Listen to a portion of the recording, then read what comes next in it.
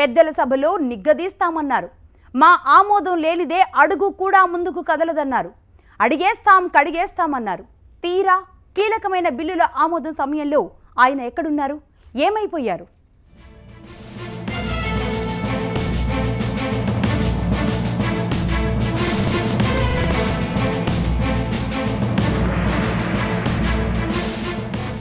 GST bill దేశమంతా ఒకే విధమైన పన్ను విధానాన్ని ప్రతిపాదించే బిల్లు. యావత్ దేశం ఎంతో ఉత్కంఠగా ఎదురు చూస్తున్న బిల్లు. కాంగ్రెస్ అనుమతి లేనిదే మోక్షం కలగని బిల్లు. కానీ అంత కీలక సమయంలోనూ ఆ ఎంపీ సభకు ఢుమా కొట్టారు. ప్రజాసేవే పరమావధి అని చెప్పే నేతలు ఆ టైంలో ఎక్కడున్నారు? జీఎస్టీ బిల్లు దేశవ్యాప్తంగా ఒకే వస్తు సేవల పన్ను విధానానికి ఉద్దేశించిన బిల్లు. కీలకమైన ఈ బిల్లు కోసం యావత్ దేశం ఆసక్తిగా ఎదురుచూస్తున్న వేళ పాలనలో తనదైన మార్కుతో అడుగులేస్తున్న మోదీ జీఎస్టీ బిల్లును కీలకమైన ప్రతిష్టాత్మకమైన బిల్లుగా భావించారు. లోక్సభలో తిరుగులేని మెజారిటీతో బిల్లును ఆమోదించిన వేళ రాజ్యసభలో ఈ బిల్లును అడ్డుకుంటామని కాంగ్రెస్ తెగేసి చెప్పింది. రాజ్యసభలో కాంగ్రెస్ బలం ఎక్కువ. బీజేపీకి ఉన్నది బొటాబొటి మెజారిటీ. దాంతో ఈ బిల్లు ఆమోదం పొందాలంటే కాంగ్రెస్ సహకారం తప్పనిసరి. కాంగ్రెస్ను కాదని బీజేపీ ఏం చెయ్యలేని పరిస్థితి. బిల్లు ఆమోదం కోసం కాంగ్రెస్ సహకారం కోరుతూ కేంద్ర మంత్రులు కాంగ్రెస్ నేతలను సంప్రదించారు కూడా.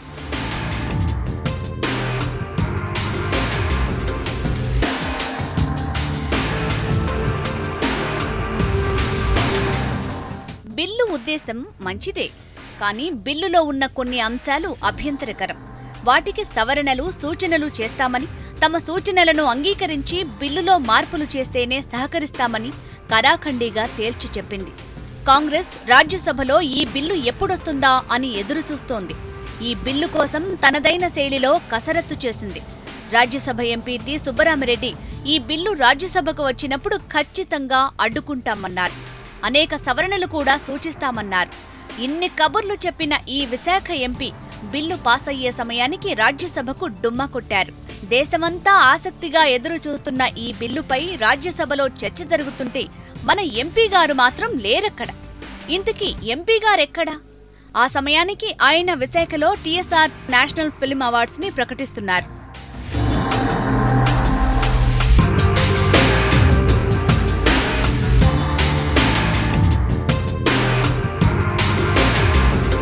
నాకు ముందు నుంచి కూడా as a lover of art and culture ఈ కళను ఎప్పుడూ అభిమానించేవాడిగా కళాకారుని మనం స్పందింపజేయాలి, వాళ్ళని ప్రోత్సహించాలి, వాళ్ళని అభినందించాలి, ఒక కొత్త ప్రక్రియతో చేయాలని చెప్పి భావంతోనే ఘనంగా కలర్ఫుల్గా ఇక్కడ అవార్డ్స్ ఏర్పాటు చేశాం. టీఎస్ఆర్ కళా పరిషత్ ఆయన సొంత సేవా సంస్థ. కళాకారుల్లో ప్రతిభను గుర్తించి అవార్డులతో సత్కరించటం ఆ సంస్థ ఏటేటా నిర్వహిస్తున్న సంప్రదాయం.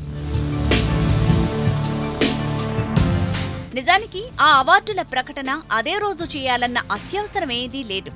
రాజ్యసభకు హాజరై చర్చలో పాల్గొని ఉంటే బాగుండేది. కానీ మన ఎంపీ గారికి ప్రజాసేవ కన్నా సొంత సేవే ఎక్కువైపోయింది. దేశానికి ఉపయోగపడే కీలక బిల్లుపై జరుగుతున్న చర్చ కన్నా వెలుగు జిలుగుల సినిమా అవార్డుల ఫంక్షన్లో పాల్గొనటమే ముఖ్యమైపోయిందా?